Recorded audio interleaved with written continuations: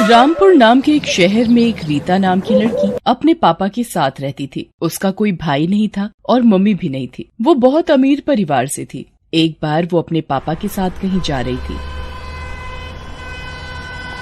पापा, मुझे बहुत भूख लगी है, मुझे कुछ खाना है। रीटा, मैं जरा पास की दुकान से कुछ खाने के लिए लेकर आता हूँ, तुम यहीं पर मेरा इंतजार करना। और रीता के पापा उसको गाड़ी में बैठा छोड़कर पास के होटल से कुछ खाने के लिए लेने निकल गए।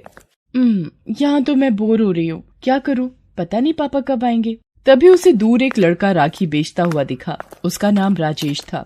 राखी ले लो राखी, सुंदर सुंदर राखी, अपने भाइयों के लिए राखी ले लो राखी।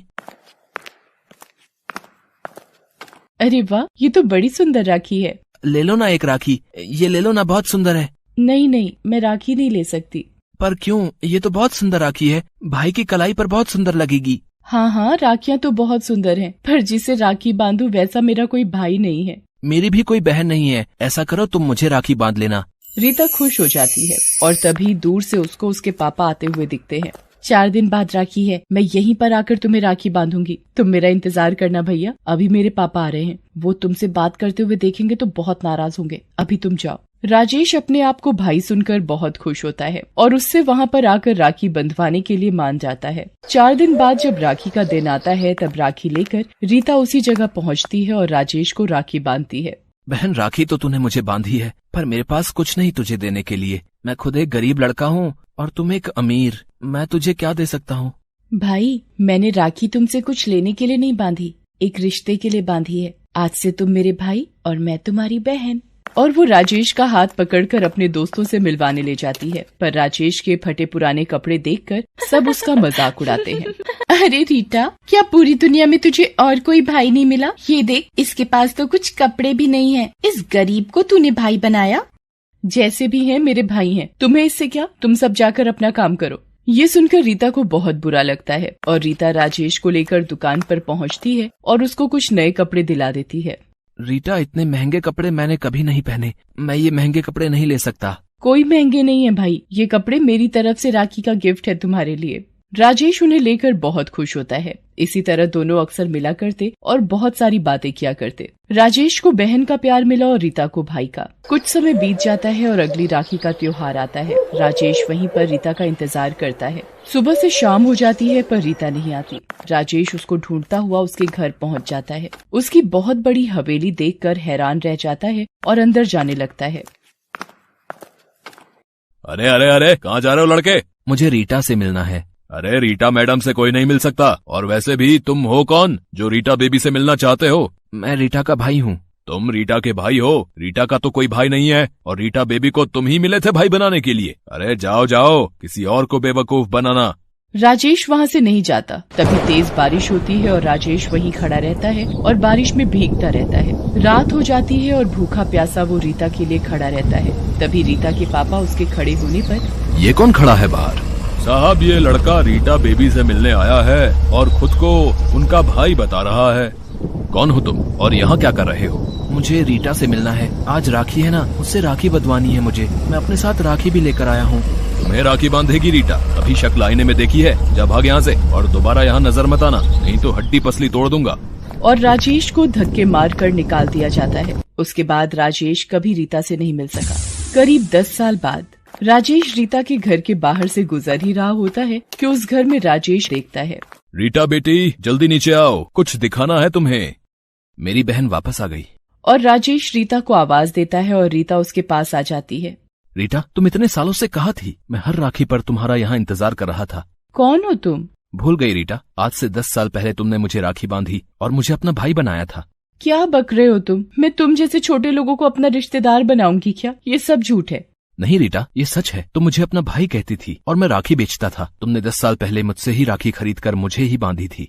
मुझे ऐसा कुछ याद नहीं, और अगर ऐसा हुआ भी है तो वो मेरे बचपन की बात थी। अब सब भूल जाओ, मेरा कोई भाई नहीं है और मैं तुमको अपना भाई क्यों बनाऊंगी? सिक्योरिटी, इसे यहाँ से निकालो। पता नहीं कहाँ से आ जाते हैं गरीब लोग। राजेश मुंह लटकाकर वहाँ से चला जाता है। कई दिन बीत जाते हैं। एक दिन रोड पर एक कार का एक्सीडेंट हो जाता है। राजेश वो देखने जाता है। वो देखता है कि रीता की गाड़ी का एक्सीडेंट हो गया है। राजेश भागकर रीता को देखता है तो उसका बहुत खून निकल गया होता है। राजेश रीता को हॉस्पिटल पहुंचाता है और डॉक्टर से कहता है, डॉक्टर साहब, मेरी बहन को बचा लो, इसका बहुत खून निकल रहा है। हाँ, मैं देखता हूँ। डॉक्टर, मेरी बहन ठीक तो है ना? उसको कुछ हुआ तो नहीं? राजेश, एक्सीडेंट में तुम्हारी बहन की आंखें चली गई हैं। ये क्या कह रहे हो डॉक्टर साहब? संभालो अपने आप को राजेश। अब क्या होगा मेरी बहन का? तुम फिक्र मत करो, अगर किसी की आंखें मिल जाएं तो हम तुम्हारी बहन की आंखों का ऑपरेशन कर उसकी आंखें वापस लगा सकते हैं। डॉक्टर साहब, आप मेरी आंखें रीटा को लगा दो। पर राजेश, तुम बिन आंखों के देख नहीं पाओगे। मुझे इसका कोई मलाल नहीं डॉक्टर साहब, आप मेरी आंखें रीटा को दे दो, मैं उसकी नजरों से दुनिया देखूंगा। राजेश एक पत्र लिखता है और डॉक्टर को देता है और कहता है, डॉक्टर साहब, जब मेरी बहन रीटा की आंखें लग जाएं, तब आप उसे ये पत्र दे देना, पर किसी को भी मेरे बारे में नहीं बताना, ना ही मेरा पता। ठीक है राजेश, जैसा तुमको सही लगे। और डॉक्टर राजेश को आंखें दान करने के लिए ऑपरेशन थिएटर में आने के लिए कहते हैं। राजेश जाने से पहले रीता के पापा को उसके एक्सीडेंट के बारे में बता देता है। हेलो अंकल, रीटा का एक्सीडेंट हो गया है, वो सिटी हॉस्पिटल में है, जल्दी आओ। आप कौन बोल रहे हो और ये एक्सीडेंट कैसे हुआ? अंकल, रीटा की गाड़ी एक ट्रक से टकरा गई थी, जिससे उसका एक्सीडेंट हो गया। रीटा की हालत नाजुक है, आप जल्दी आ जाओ। राजेश के फोन के बाद रीता के पापा हॉस्पिटल पहुंच जाते हैं। उधर राजेश अपनी आंखें रीता को दान कर देता है और वहां से चला जाता है। डॉक्टर साहब, अब मेरी बेटी कैसी है? अब आपकी बेटी बिल्कुल ठीक है, किसी ने अपनी आंखें देकर रीटा की आंखों की रोशनी लौटाई है। कौन है वो डॉक्टर साहब? मुझे उससे मिलना है। सॉरी, पर हम उसका नाम और पता नहीं बता सकते, उसने मना किया है। जब रीता की आंखें ठीक हो जाती हैं, तब डॉक्टर उससे कहते हैं, रीटा, तुम्हारी आंखें किसी और की देन है और उसने तुम्हें ये पत्र देने के लिए कहा है। रीता पत्र ले लेती है और पढ़ती है। उसमें लिखा होता है, रीटा, तुमने शायद भाई बहन के रिश्ते को एक मजाक समझा, पर मैंने तुम्हें अपनी बहन समझा और 10 साल तक तुम्हारा हर दिन इंतजार किया। मैं तुम्हारे घर भी गया था, पर तुम्हारे पापा को ये मंजूर नहीं था। सही भी है ना, एक अमीर घर की लड़की एक गरीब लड़के को अपना भाई कैसे बना सकती है? पर मैंने ये रिश्ता दिल से माना था। जब तुमने मुझे पहले राखी बांधी थी, उस समय मेरे पास तुम्हें देने के लिए कुछ भी नहीं था। आज उसी राखी का कर्ज निभा रहा हूँ। ये राखी का तोहफा समझकर स्वीकार करना और इन आंखों में कभी भी आंसू मत आने देना। हमेशा होठों की मुस्कुराहट बनाए रखना और कभी किसी का दिल मत तोड़ना। तुम्हारा भाई राजेश। ये सुनकर रीता और उसके पापा की आंखों में आंसू आ जाते हैं और वो अपने किए पर बहुत पछताते हैं। रीता राजेश को ढूंढने की बहुत कोशिश करती है, पर अब राजेश रीता को कभी नहीं मिलता। ऐसा लगता जैसे वो अपना भाई का फर्ज निभा गया। भगवान ने मुझे भाई और माँ के प्यार से वंचित रखा, और मुझे भाई मिला भी तो मैंने खुद उसे ठुकरा दिया। मैं कितनी अभागी हूँ। इन सबका जिम्मेदार मैं हूँ बेटी। पैसे के लालच में मैंने तुम दोनों का भाई बहन का रिश्ता तोड़ दिया।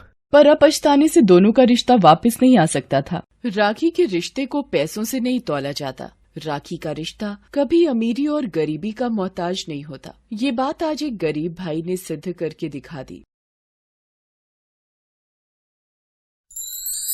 Thanks for watching.